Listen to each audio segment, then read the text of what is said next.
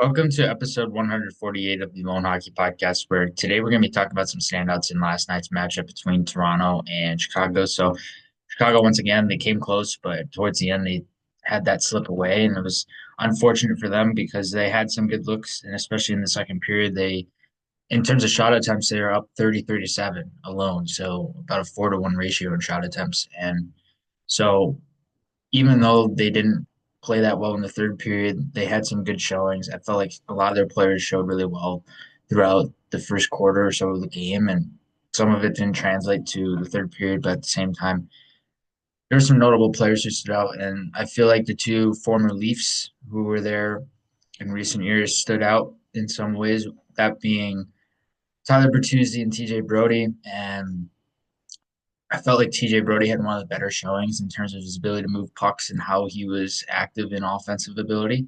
And I felt like there were some times where Bertuzzi, where he was able to generate on the forecheck, he was able to generate with speed, he was able to retrieve pucks and be able to move pucks with pace and purpose. And I felt like with his ability there, that really helped him be able to drive offense in some ways. He was on the top line yesterday, and was noticeable from that sense. I felt like he had some really good looks, some good chances, and he was noticeable at being able to create with his forecheck tenacity, and Brody with his two-way play and puck moving.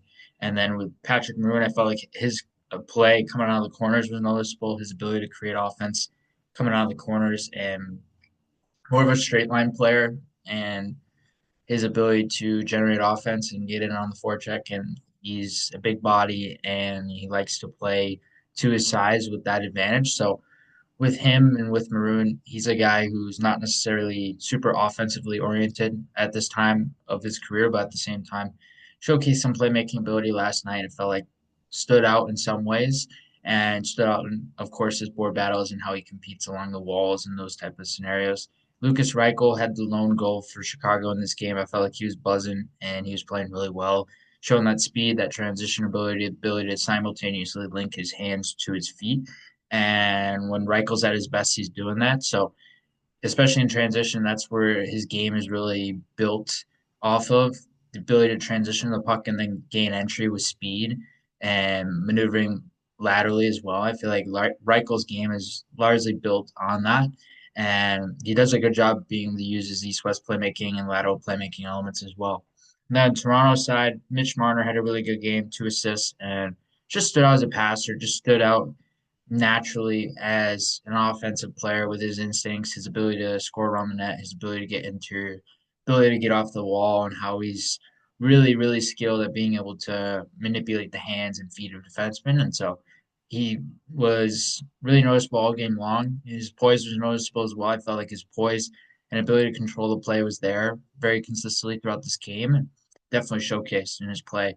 Oliver Ekman-Larsson had 1 assist. I noticed his puck movement. I didn't notice a ton of offensive ability, but noticed his puck movement. I noticed his transition ability. I felt like his transition defense was good, and his ability to defend line rush was good and noticeable. And just was playing to his natural advantage, which is being able to compete, being able to use his two-way play, being able to use his stick, being able to use body position as well. So thrived in many different elements. It felt like he was noticeable there. Pontus Holmberg, a guy who's a big power forward who brings a above average type of skill, not necessarily a ton of skill, but above average in that sense where he can be reliable in more of a middle six, bottom six type role. And showed really well yesterday. I felt like he was noticeable in some ways offensively, being able to create in terms of playmaking volume and how he was creating in the ozone and how he's able to create loose puck retrievals and be able to get off the wall in those scenarios as well. And then Austin Matthews, of course, he had a really nice pass from William Nylander on his goal, and then he scored 5 hole. And just a really nice goal, really nice sequence leading up to the goal from Nylander to find Matthews driving through the middle lane, driving hard through, getting goal side positioning on everybody, and being able to create a mini breakaway in on Chicago's goalie. And so he was good. And of course, William Nylander was good. William Nylander seems to stand out every time I watch him now. And he's so fun to watch with that playmaking ability, the ability to find lanes with ease, how poised he is with the puck, how controlled he is with it, and how he just seems to dominate possession in this stage of his career, which is really nice to see and really fun to watch out of his game. Fraser Minton had a good game as well, has showcased a little bit of skill here and there and a little inconsistently, but when he's been on, he's been good, and he's been playing well in terms of his goal yesterday. He had a really nice goal from interior. I felt like he was noticeable from the shooting side and how he's able to shoot off the catch, how he's able to shoot off retrievals, and just being able to generate shots effectively as well, and being able to generate in many different ways. So Minton was noticeable there, and I felt like he had some good showing in his game overall. John Tavares had a really good game as well. One goal for him, and I liked his game a lot. I liked his ability to create shot volume as well, and I felt like for him, his off puck play is really noticeable all the time. I always notice that when it comes to him, and specifically his movements, his anticipation, how he's able to get a feel for space, moving off the puck, and how he's able to be a puck support option. So this creates triangles for the Leafs in small areas, and that really allows Tavares to get pucks back effectively. I feel like he's done a really good job over the course of his career at being able to be involved in small areas and be involved in that small area possession game as well.